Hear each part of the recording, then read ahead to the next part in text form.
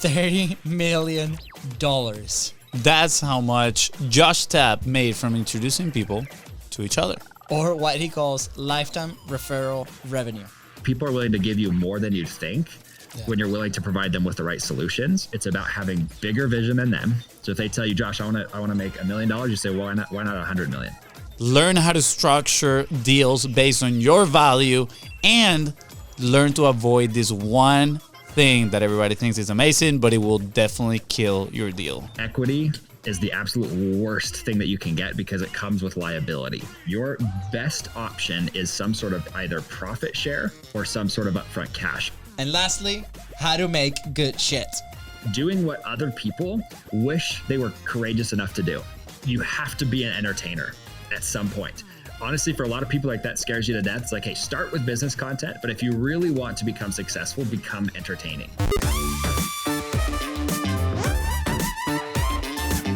Ding, ding, ding. Let's go. Do you press them all? Ding, ding, ding, ding. Hey, beautiful. We got the claps, the horn, everything. Guys, today, the guy that sold $50 million without a sales team. I'm very proud of that headline, just saying. That's good. That's good. Hey, that was good. And many other things. If you haven't heard that episode, go back. I think it's 475 officially. And go take a listen because today we are going tactical. Right, Fonzie? Yeah, we're going tactical. We're going to cover a lot of good stuff. All right. Also, I know what you're thinking right now. Like, dude, Fonzie, why is your right arm so big? I've been playing some tennis, So if I got any challengers out there, let me know. You can be running around a lot because I just throw them all out of the park. Yeah, that's definitely what I was thinking. All right, that was a 10-year alert. I just wanted to add that. Guys, please welcome the trying out for a Continence Profit residency, our dear friend, Josh Tapp. Let's do it. Let's go, Josh. You guys are so freaking funny, man. I'm just going to go listen to your show just because you make me laugh every time. Let's go. Appreciate it. If it's not the value, it's the laughs. We hit you. Pew, pew, pew. Yeah. One or the other. Laughs are value, truthfully. I like that. Laughs equals value. Yeah. Always. Welcome back, Josh. Laughs is profit. That's going to be my new podcast. Laugh is profit. That's right. Yeah. Profit for life. I'm going to put it on my 1 minute stand-up commitment that I did the other day. Yeah, I'm true. We still got to work on those. Yeah. All right, Josh, we're going to dive right in. For people that are listening to this episode for the first time, that listening to Josh for the first time, make sure you go back to the episode that we released on March 27th. Total banger. I'm going to say so good. And, like I mentioned before, you kind of like teased us a little bit, left us with a few questions, so we had to bring you back. We almost drove to, Utah. I think it's Utah where you are right now, right? I'm in Idaho, but I'm in Utah all the time. Idaho, Utah. Mormons over here, so it's all good. Yeah, we almost took like 20 naps on our way there and pick you up, but we decided to do it online. And last time you mentioned, I generate, and I'm quoting here, I generate half of my income every year from referral commissions, right? And I'm curious, on a lifetime basis, first of all, how much would you attribute to those commissions that you build from those relationships you've created? So you're saying like lifetime referral revenue? I guess, yeah, if you want to call it like that. That's how we structure it. Okay, but basically, perfect. I would say it's right around, we're probably crossing near 30 million at this point. Near 30 million from that is absolutely amazing. So I want to build up a little bit on that, right? Like we mentioned before, one of the advantages of podcasting, one of the main benefits, I would say, actually the main benefit is the relationships you get to develop, right? And last time we talked about transitioning, right? From homie to money. And you talked about, build the vision. What are you excited about now? And the conversation will flow that way, right? Towards, how you can offer value to them. And eventually those relationships, can expand. You can connect them to people. And, when those deals happen, you get a commission. Now, my next question was, not a question, more like a statement, but I doubt that happens from goodwill, right? I doubt you introduce people and they're like, yo, Josh was so cool. We became friends. Here he goes. Here, let me give you $100K check real quick because you were so nice. I'm sure there's some sort of structure, right? Don't get me wrong. Like I've had experiences where I introduce people and, a few months later, I check back like, hey, how was this relationship? You know, did you guys connect? And I say, oh yeah, I love this guy. I didn't remember who introduced him. I was like, it was me, bro. It was me.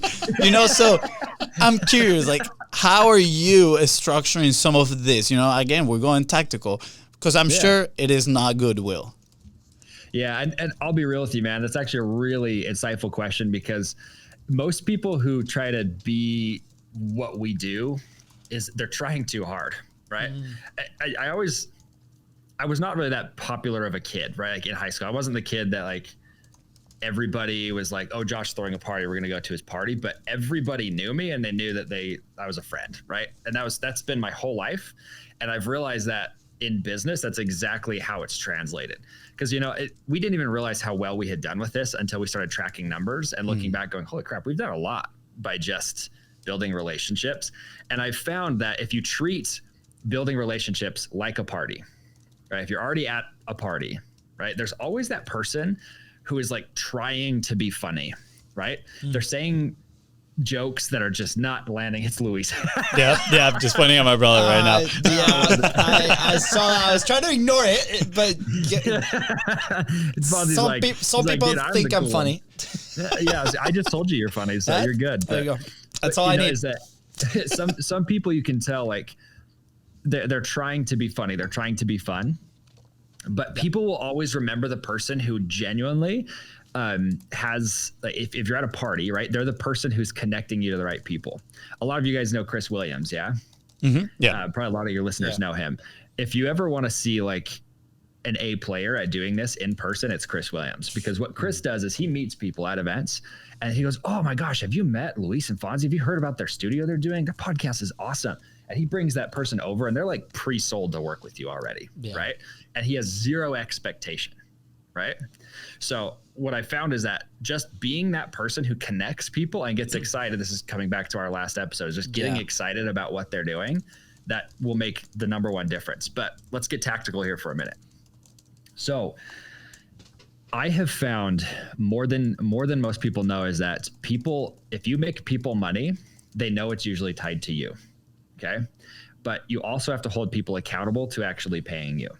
So this is like soup to nuts how I'll do it, right? So if I meet two people, this is usually where I make most of my money. If I know two people who should be working together, whether it's this person needs to hire this person, or this person needs to bring funding to this business, or this person needs to start like actually form a real partnership or a merger with these companies, like I will find those partnerships. And I'm doing this while I'm building my own company, by the way. This is not like a full-time gig. Yeah. But as I'm meeting these people and I'm hearing their stories and I match make them together, I come to them with a couple potential opportunities where I say, hey, you know, I'll use you guys as an example, right? You have a podcast production studio. It's killer, Jacksonville. Yeah. Is where you guys are at. Yes, sir. Right. So we'll be like, hey, if I know anybody, in fact, I need to refer you to this later. Her name's Mara. Okay. So Mara has a huge insurance company down in Orlando, but she's been talking about launching a show for the longest time, hasn't actually done it. We had a whole conversation about this. Told her about you guys actually, so I need to get you guys connected. But she's like, oh, it'd be nice to just show up and bulk do it like in a day. And I'm going, hey, I know a guy, and they're literally in your neck of the woods, right? So naturally, what I'll do is I can text you guys an intro, and I'll say, hey, guys, here's Mara. She's awesome. I've already kind of pre-sold her. She's ready to work with you. Okay. That's where everybody stops when they make a referral. So like, I'm going to let you guys take it from here. I even say that in my text. I'm going to let you take it from here, but I don't. Right. What I'm then going to do is I'm going to talk to you guys and say, what do you want to sell her? Right. I'll do this via text. I don't have to have a phone call with you. Like, what would you sell somebody like her? And you'll say, oh, well, we'd love to have her. Let's just say we want to have her record 25 episodes in 2 days. Right. So she's going to come up for 2 days and we're going to bust out a year's worth of content. Right. Yeah. Is that making sense? Yeah, absolutely. Good. So you guys are going to tell me that. Then I'm going to go to Mara and say, hey, I'm connecting with you guys, with these guys in particular, because I know you've been talking about launching a podcast. Here's what I would recommend. Okay. So I am being the prescribing physician here. I'm diagnosing her need and I'm prescribing a solution to it. So I'm going to diagnose what she actually needs and I'm going to form it to your solution. So I'm going to sell her essentially on your service for you. Right. And so here's what's fun is I'll say, okay, Mara, you know, I I would recommend to you, instead of just dabbling in this, let's go full on. I'll even send you a couple guests. I have some amazing guests who've been on my show. Luis and Fonzie have had some incredible guests. I'm sure they'd recommend some people for you, but we're literally going to bust out 25 episodes. I'll even fly out there. If you want to interview me, I'd happily come to the studio as well. I'm going to be out there in, what is it, guys? 3 weeks, 4 weeks? Yep. Yeah. I'm going to be out there again. Why don't we just record a couple episodes while we're out there? And she's going to go, oh, wow. Because then I just literally supported her in what she's trying to do. And I've pre-sold her for you guys. Yeah. And what I will even do is half the time I'll even tell her your price, right? I'll go, hey, I mean, they're probably going to charge you, and I'll usually overshoot it. You're going to tell me it's 25,000. I'll be like, it's probably going to be like 50K, right? To do this with them. But here's the cool thing. They're going to do this and this and this and this and this.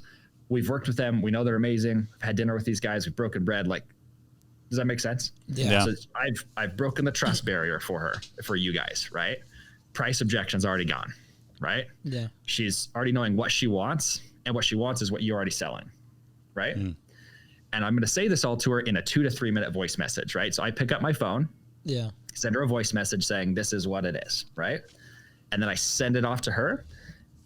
We're going to have probably a couple back and forth. You know, it's 3 or 4 messages. I'm going to have a couple back and forth with you guys. Yeah. But then what will happen is she's going to come over to you guys ready to be sold. Right? Yeah. When she buys from you, right? She's going to tell me, because I'm going to ask her, like, hey, so did you end up working with them? Are they who you're going to work with? Because if she tells me no, like, I don't, Fonzie's right arm's too big, right? I'm not going to work with them, right? So, Stop with the tennis, dude. lay off the tennis, dude. But yeah, there we go. But she's like, I don't like Fonzie. I'm like, hey, that's okay. I actually know another agency. They're not as close to you. You know, there's a guy, he's actually out in Dallas. Would you be willing to fly out to Dallas? And she'll say, actually, yeah, I'd be willing to do that. And he's somebody. And so maybe so it doesn't mean she's going to hire you for sure. Yeah. Yeah. But I've become the provider to her solution or to her problem. Excuse me. I'm the solution to her problem. So she's coming to me with maybe not even a problem, but I've helped her identify a really cool, clear solution. Yeah. She gets sold on the solution already. Right. And here's what's really cool. Okay.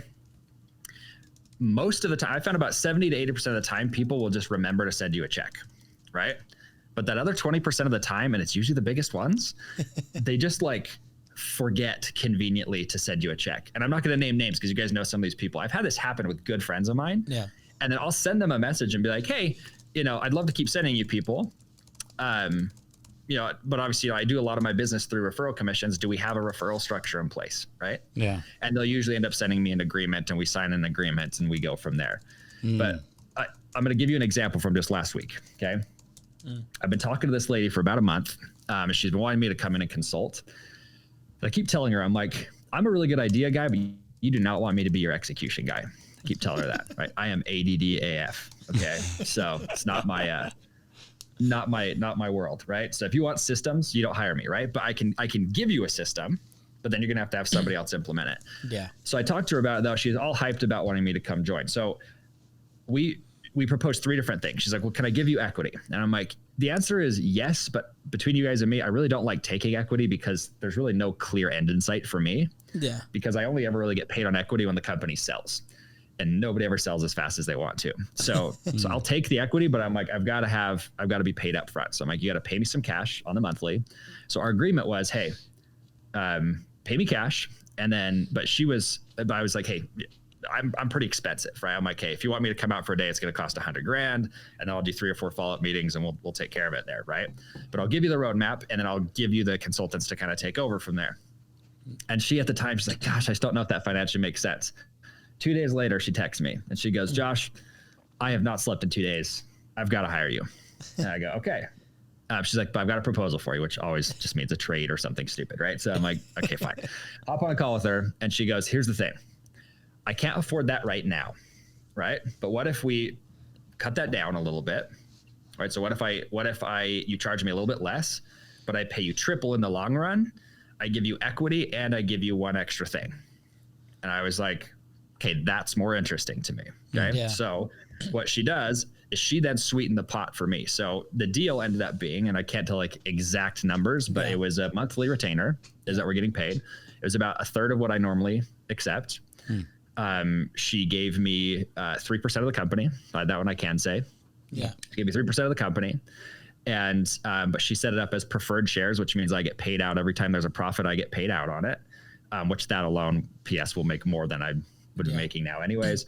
But then the third thing was, and this is kind of a Josh hack if you guys ever want to use this. We set up what's called a master affiliate relationship. So a lot of what I do for people is I help them establish these referral partnerships. But I said, hey, I want a cut of every affiliate dollar that runs through this company. Okay, so basically, if she has a 10% referral program, I also get a 5% or whatever override on the top. Okay. This is what was cool. I proposed a number and she's like, here's the deal. I know you're sacrificing. So she doubled the number. She's like, I will pay you double what you're asking for on that number. I am so excited to work with you. Right. Wow. That's just last week. Okay. This happens every single week. People are willing to give you more than you'd think when you're willing to provide them with the right solutions. So it's about, I know I cannot emphasize this enough. It's about having bigger vision than them. So if they tell you, Josh, I want to make $1 million, you say, well, why not 100 million? Yeah. Right. And then you help them plot a path to it. Right. So it's being more excited about what they're doing. So having that bigger vision, but also just getting really excited about what they're doing. And if you can't get excited about it, just move on from the relationship. Yeah. Because I'll be real with you. I meet 15 to 20 people a week. And of those 15 to 20, there's probably 5 of them that I'm like, you're just not there yet, right? It's just not something I'm interested in, or I don't like you as a person. I know it might sound bad, but it's like, we're not jiving. But like this lady, I'm like, we could go hang out tomorrow and it'd be a blast. Right. So that was super tactical, but I hope that kind of explains the way that we go about it. Absolutely. Gives me actually flashbacks to one of the first events that we ever went to, that the person on stage was like, all right, put down your goal, how much you guys want to make. And we're like, I don't remember the exact number that we put, but I think it was like $1 million or less, probably. No, dude, it was $25,000. $25,000. Right, we're like $25,000. And then the guy next to us, he looks at us and he's like, why not $3 million? Right. And we're like, we're trying to, the goal was to try to make the money we're about to invest in that first mastermind. Right? Yeah. And right. Yeah, and the guy that was sitting next to us sold us on the vision. We're like, you know what? Yeah, $3 million. put it down there. And I love that, right? The other reminder that you just gave me is something I heard on I think it was from Hormozy. I'm not sure, but he was like, sell, the solution to the problem, have an agreement, have a yes, and then figure out on how it's gonna get paid, right? And I think what's the structure that makes sense. What the structure that makes sense correctly. My mind went to how have you learned to structure these deals these ways? Because that is very complex. I don't think I would sit down and be like, yeah, you know what? This is what we're gonna do. I'm planning exactly like this. Obviously, you have a lot of experience. 100%. So I'm just gonna issue a warning out there to anybody who wants to do this. And P.S. This is not legal advice. Yeah. I'm just gonna disclaim this because I have gotten in trouble with that before.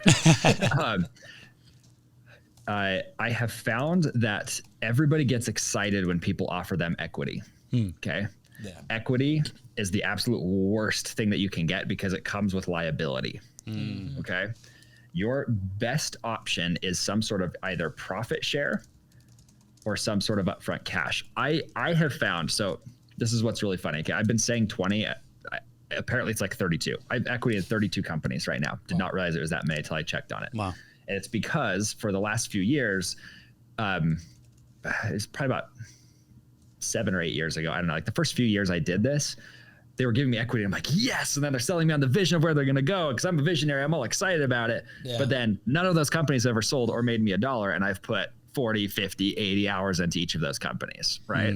Yeah. And so the thing that I'm going to tell you right now is if anybody's like, oh, I'm going to give you equity, you run. Right. You run. What I always tell people is like, if you are sold on them and their vision and they are adequately sold on you, they feel like, hey, you are worth it. If they are unwilling to pay some sort of cash amount, don't move forward with them.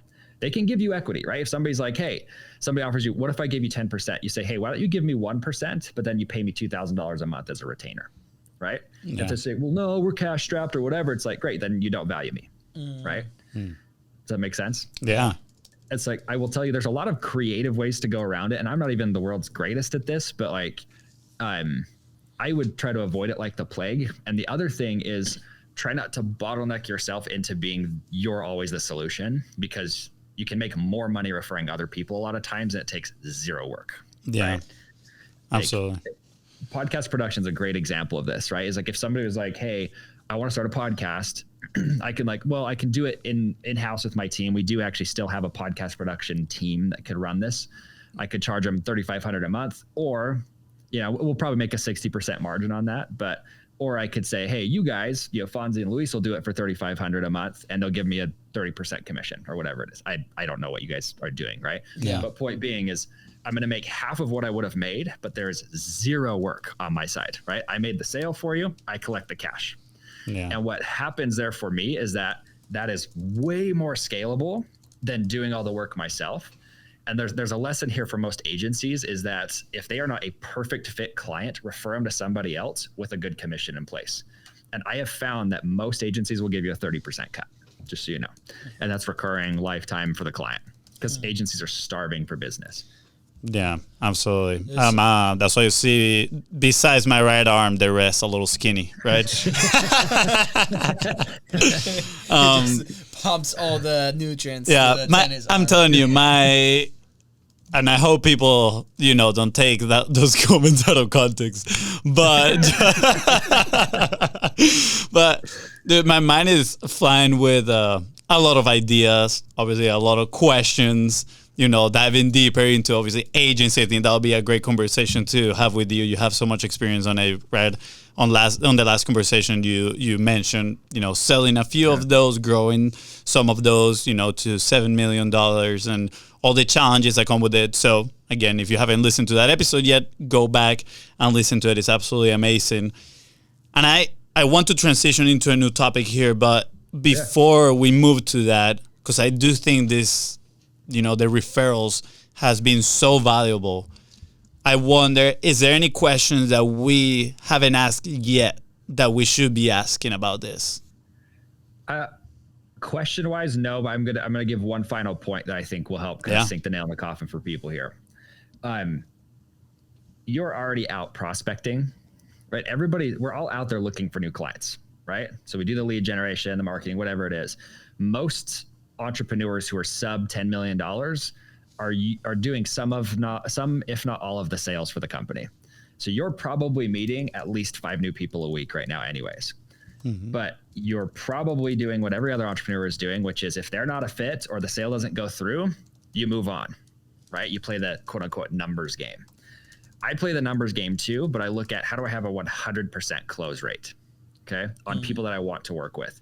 So if you're meeting 5 people, and you're doing your discovery call or your whatever you guys call it, your sales call, the first call that you take with somebody, and you are not 100% a fit, right? And this is where you have to be brutally honest with yourself. Yeah. Can I really provide this person with the result? And is this a problem they're looking to solve right now?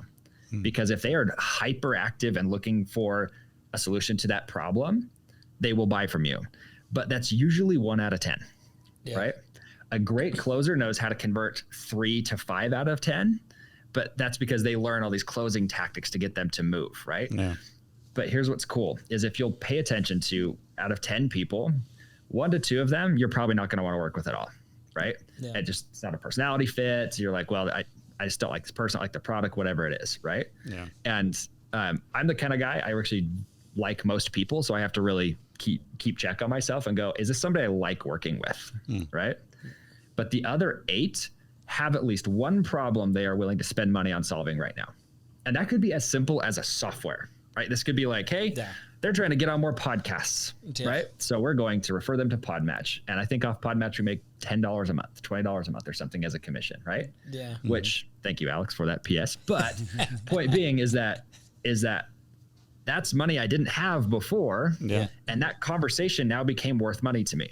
Okay. About 5 years ago, when I realized this model and the way that it was working was that I could quantify that every phone call I was taking was making me at least $1,000. Okay. Wow. And when it got to that point, I went crazy with it, right? I was trying to do like 50 calls a week because I'm going, I'll make 50 grand this week if I do all of these calls and follow my process. Does that make sense? Yeah. Absolutely. I I've been just taking everything in and taking a ton of notes. Fonzie has been like, stop typing, dude. Hit the mics. But it's just so good, right? And, I go back and a conversation that I had yesterday with this guy that he's an expert in mold and he wants to start a podcast. He came referred from a person that came to the studio, right? And years of experience, retired, so his company millions of dollars, right? Now he's helping people with information about this super hyper niche industry, right? And at the end of the conversation, he made a pretty awesome comment. I felt really good. He's like, dude, I'm so glad that you drove here. He's from Jersey. They were in a conference. And we drove about 30 minutes to get to the hotel where he was at. And we met in person, right? And we chatted and we just provided, all the information. And he's like, because I like to do business with people I know and the relationships, right? And relationships is what's taking me to XYZ. A guy clearly with a lot of experience and a lot of success in his life, right? And it got me thinking. He's like, wow, it's so simple, right? For business owners it's in front of us. It's the person that we're having a conversation with, right? Yep. And because we get blinded by the fancy new tactics or the fancy new complicated ways to create and distribute content or the Facebook ads or all these things, we sometimes ignore that person that is right in front of us seeking for help, right? That, like you say, you have to put your exploration, goggles and be like, what are you excited about?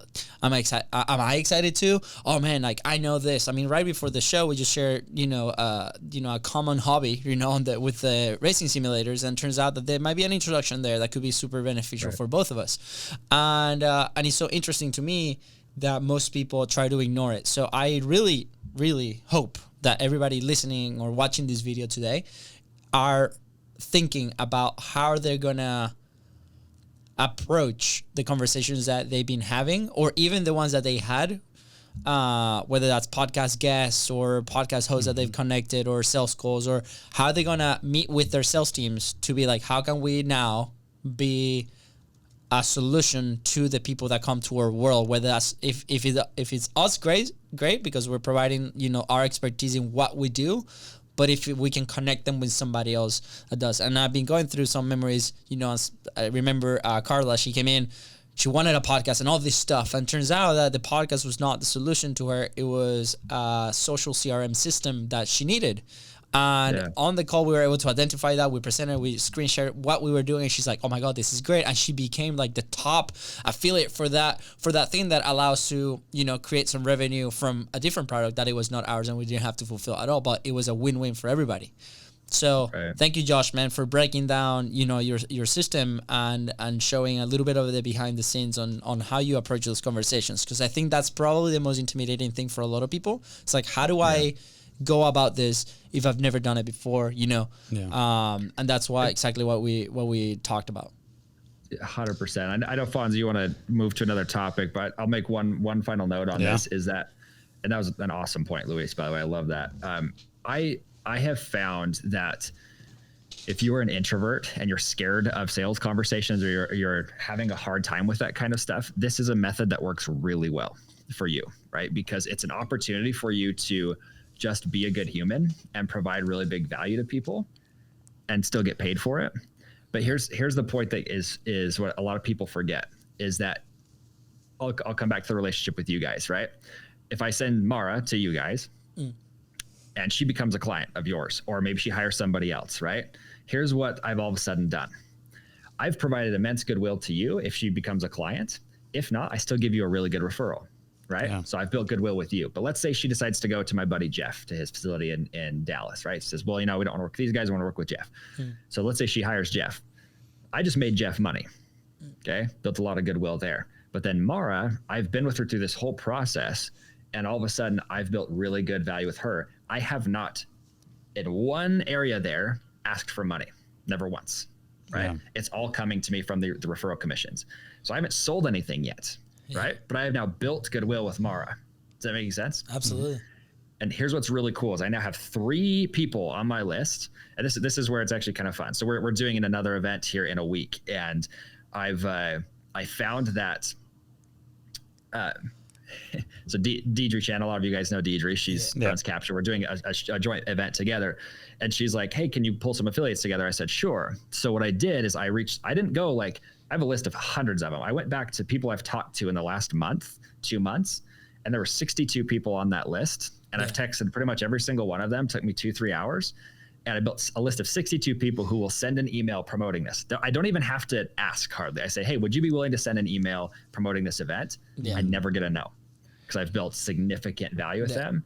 So we're going to have hundreds of people hit this event for free because people, I haven't even told them about the commission I'm going to give them, but they're willing to do it. Right. Yeah. So there's immense value in just building that relationship. Which, by the way, now that we're in this topic, if you want to share a little bit about that event, you know, we were part of the first one and there's one coming very soon and there's another one in 60 days. And I think it's super valuable for people. I mean, I got incredible value. I loved it. So why don't you share a little bit about it?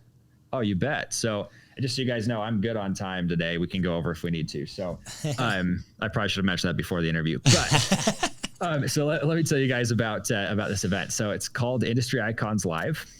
This event, we ran a test event for this, like you said, the one you attended like about a month ago. Yeah.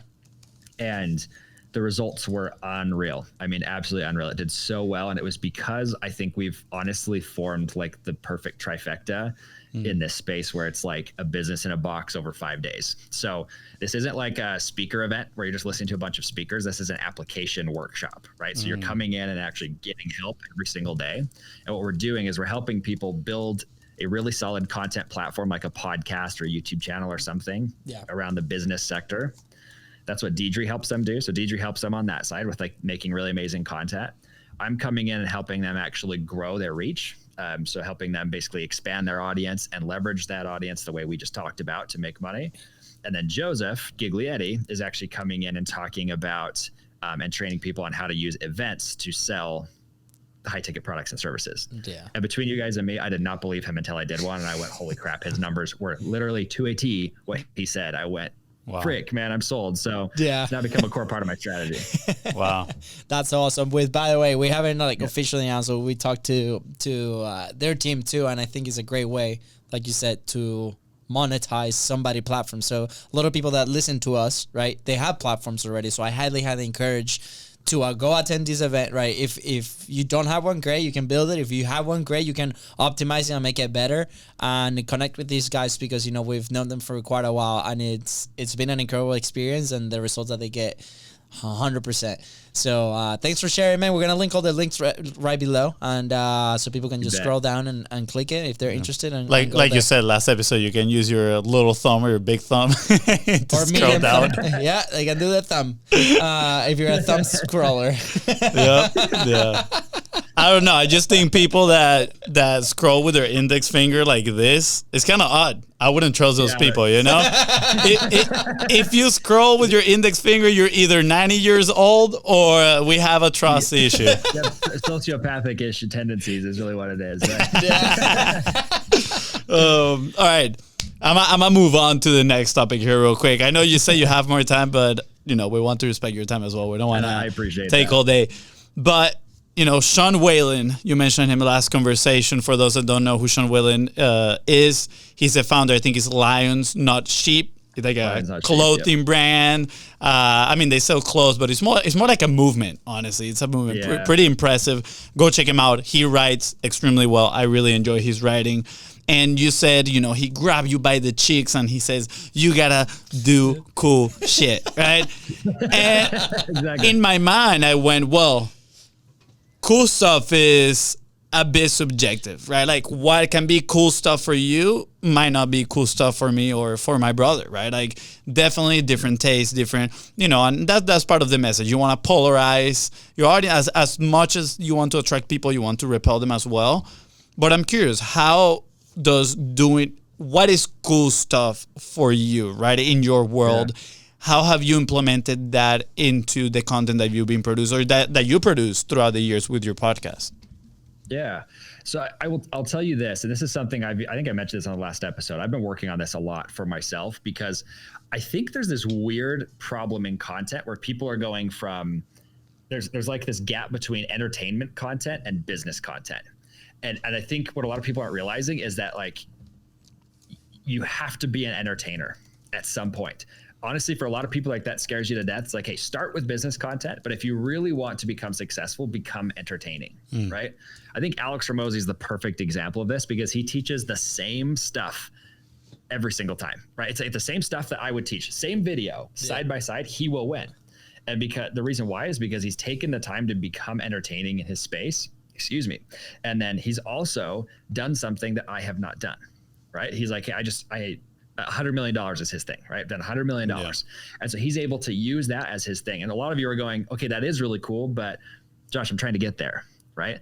This has been the biggest problem in business. And so like, I'm going to put this out to you I want to give you some context of how to actually leverage this and do cool stuff. Okay. Because there obviously was a longer conversation about this with Sean Whalen. Yeah. And with a lot of other people, truthfully.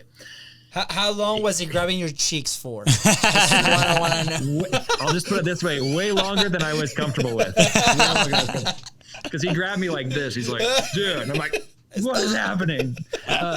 He's a big dude. So, anyways, and he's funny. He's a funny dude, but all heart, that guy, big mouth and all heart. So he's, but point being, so I have found that to do cool stuff, what I mean by that is doing what other people wish they were courageous enough to do. Okay. So I'll give you an example. We all know Mr. Beast. Yeah. He produces really cool YouTube videos, has like, at this point, 200 million subscribers. He's the biggest YouTuber on the planet, I think, right now. Anyways, point being, Mr. Beast, okay? The reason why his videos do so well is he does something that you're like, you've always subconsciously been like, could I do that, right? Or wouldn't that be cool if I did that, right? Let me just list a few of you for you in business, though, that would actually be interesting, right? Walking up to random strangers on the street is something that most people are like, I wish I had the courage to do that. Right? Talking to somebody in a coffee shop with a camera on, that's something that a lot of people are unwilling to do. Right? Yeah. Going on stage in a tutu, that's something that a lot of people are unwilling to do. Right? Like, I know it sounds like they're big, audacious things, but it's proving a point. Okay. Yeah. It's showing that, hey, I'm doing something that nobody else is doing. Okay. Yeah. Calling your shot is also really big, and then backing it up. Right? So one of the ones that worked really well for me is we've been using this tagline because it's something I'm genuinely passionate about, which is I want to gather 1,000 of the world's best humans together. That has literally been like our main focus for the last few years. And we did it in a year and a half. Right? Wow. And these are all paying customers. So we were able to pull them all into a community. And by doing that, I called my shot, but we did it really cool. And then what that did is that became the next thing, is I can say, here's how I grew in 18 months is how I grew an audience, or I grew a community of 1,000 people, right? 1,000 great fans. I could do the same thing of, hey, I just put this cool deal together, right? You guys were talking about this company who's doing driving simulation, right? It's like, oh, here's how I match made an oil company with the Formula One. Yeah. By the way, right? And I didn't know either of these companies 3 months ago. That's cool, right? Something that you guys have done, right? Like, you've talked about some of the people you've even met. Oh, I met this guy at the coffee shop who literally gave me a direct contact to the Formula One. That's cool. Because it's what everybody wishes they had the courage to do, right? Yeah. And so sharing those, it's inspiring for people, first off. So that's why they will click on it. But then secondly, they're going to look at it going, how the heck did you do that? Right? Yeah.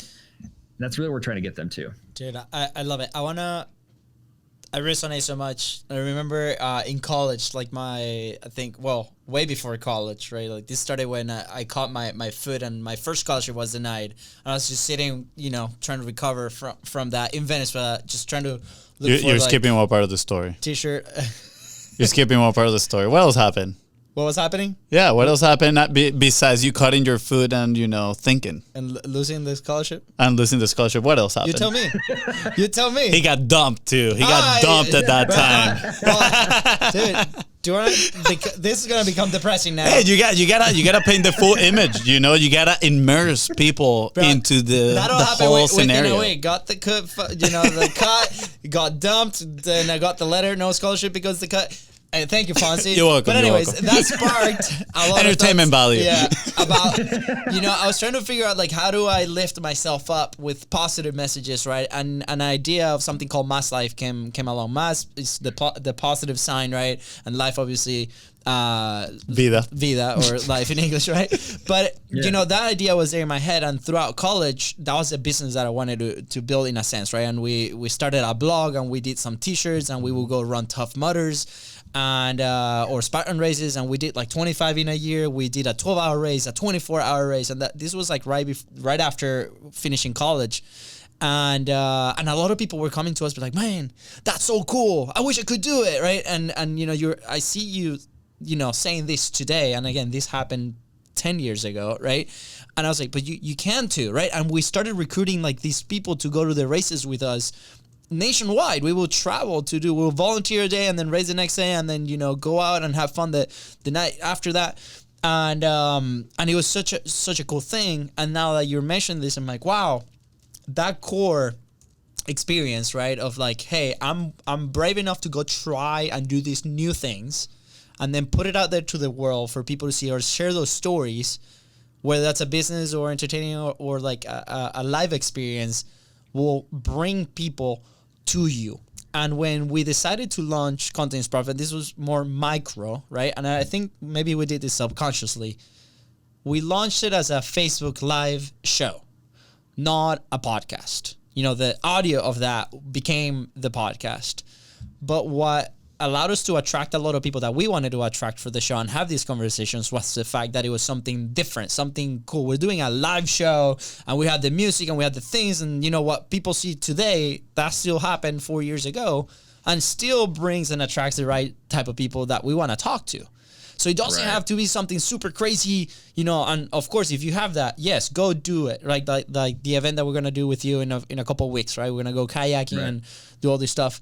But you can bring it down to what are the daily activities I got to do today to inspire my team, to do it, to, you know, infect with my message and these things. And it doesn't have to be too crazy, because then that's going to be that wind that's going to propel you to the next one, and then to do the next one, and then to do the show a little bit different, and then to create a little bit different. And I think it's so good that definition they share. So thank you, Josh. Well, yeah, absolutely. Well, let me give you, I'm going to give you 2 examples that are like free or very, very cheap to do this, because that was a really awesome point. And like you said, they spiral to each other. Okay. So one easy thing you could do is say, I'm going to take $10. I'm going to go turn it into 100, and I'm going to do it in an afternoon. Right.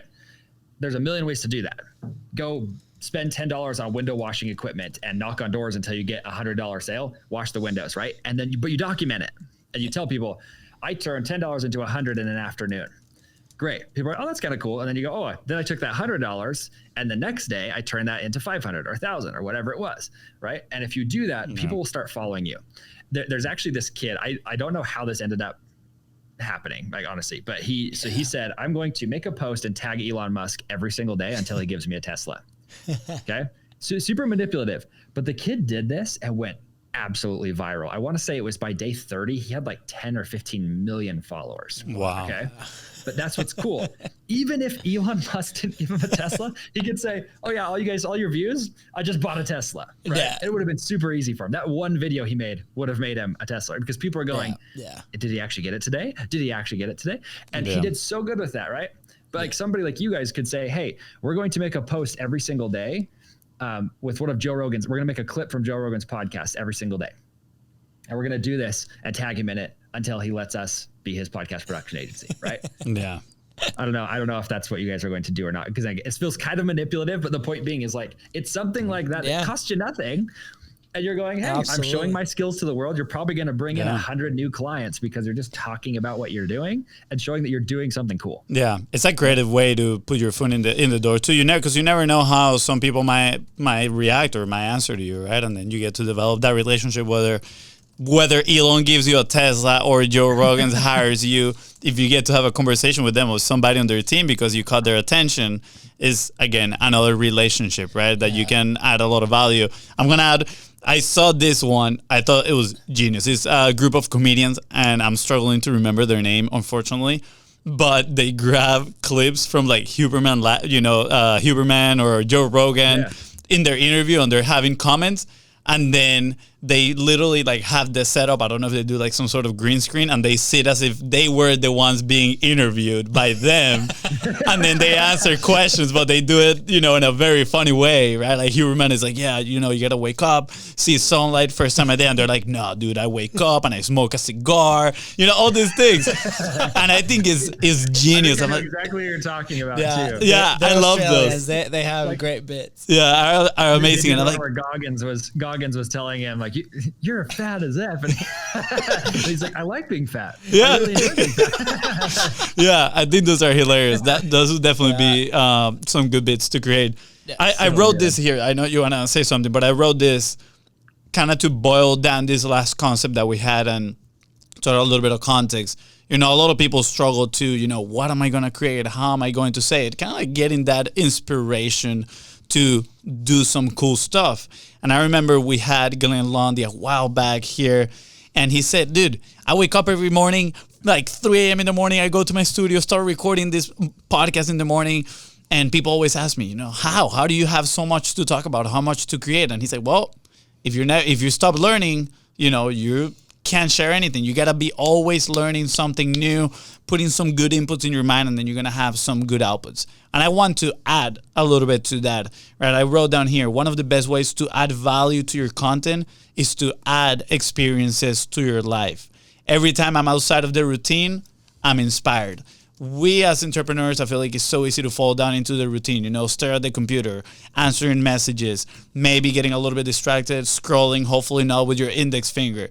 Like all these things that we are in a consistent routine day on.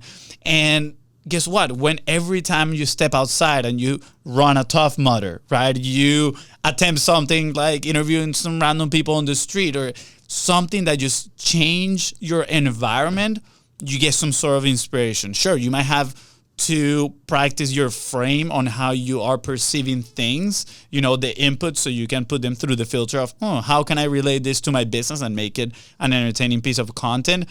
But I want to encourage people to go out there and do experiences. Honestly, as a reminder, I want to encourage us to go out there and do, some of those experiences, because it's been a while since we run a Tough Mudder, since we did something like that, a little bit crazy, I've been playing some tennis and, I might add in here for, some comedic value.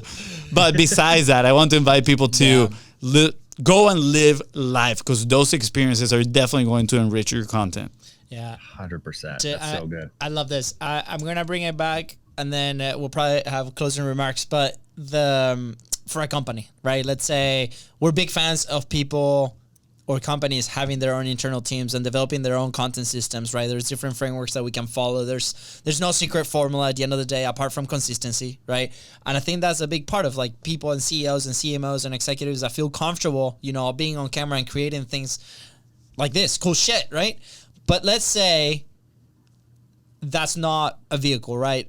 What are some creators, like the ones that you mentioned, that align with your brand as well, right? Because for some reason, and then you can also find opportunities on that side.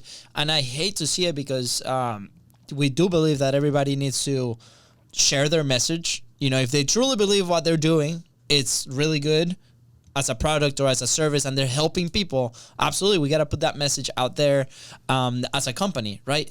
But then sometimes we limit ourselves to like, well, I would potentially never do that, or we don't have the staff to do that, or we don't have the system to do that. Well, who does, right? And then go find that person, or go find that creator that might be doing something really cool and provide an opportunity for them to collaborate together, right? So the door is wide open. At the end of the day, it's like, who's doing something super cool that, I wish as a company we could do that.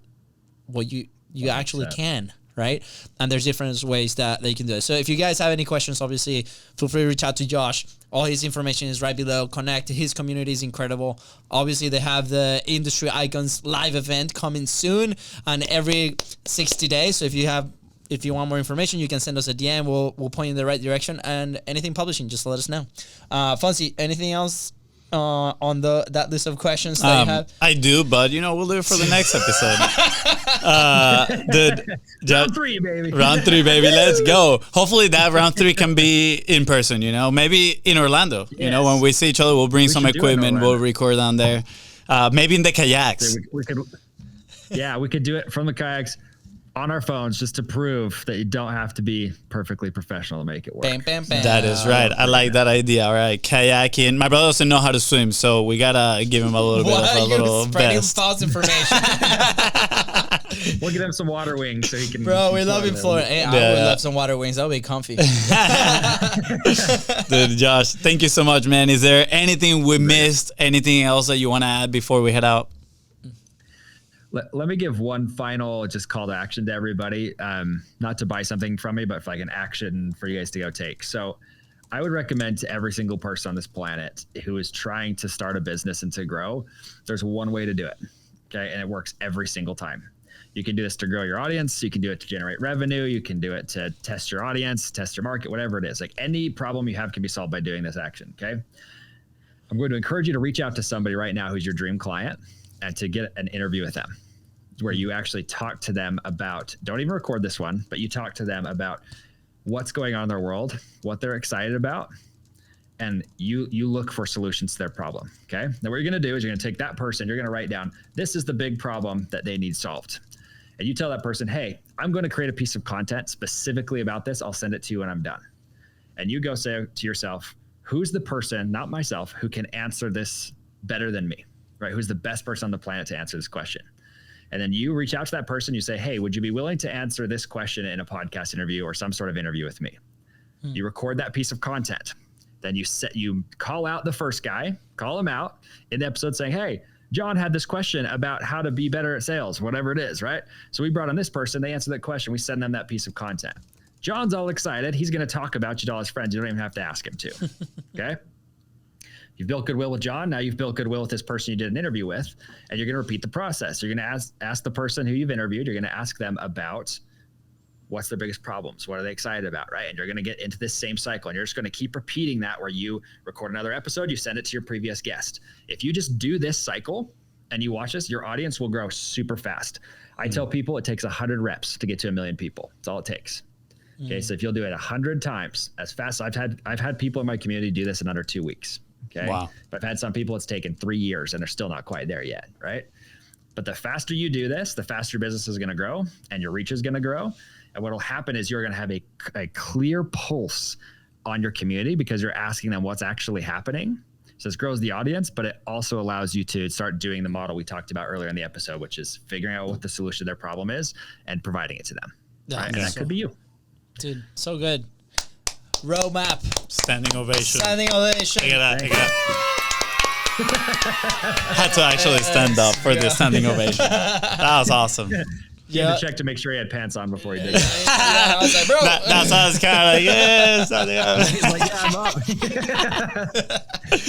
Yo, just always, man, those golden boulders flying all over the place. Next time, make sure you bring your helmet. You know, we'll bring ours. It's so good. I was actually driving here thinking, that's a perfect gift that we can send to our guests. The helmets. The helmets. Yeah, we've been thinking about it. We should get a whole bunch of helmets. Just send them out to the guests. Send them off. Yeah. Amazing. Just can't wait to hang out in a couple of weeks. And good luck at the event. We'll see you there for sure. Fonzie, anything else before we head out? Nah, dude. Thank you. Appreciate you. With that said, guys, thank you so much for tuning into the Content Profit Podcast. Go ahead and follow the show in your favorite podcasting platform and on social media at BizBrosCo. That is Ryan. If Josh here help you move one step closer towards your goal, please don't forget to share this episode and, of course, leave a 5-star review. See ya. Bye, guys.